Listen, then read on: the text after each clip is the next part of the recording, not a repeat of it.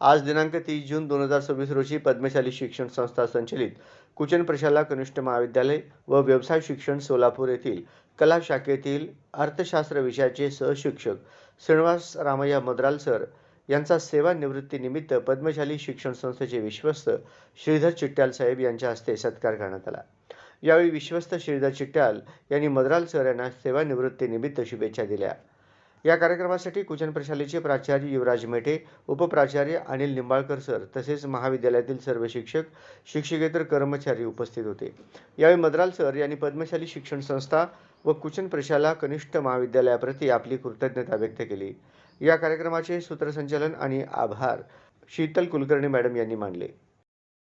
जे सांगेल ते काम करत होते आणि त्यांनी प्रत्येक शाळेतील अकाउंटिंगचं बी जिथं आवश्यकता असेल अशा ठिकाणी त्यांनी काम करत होते।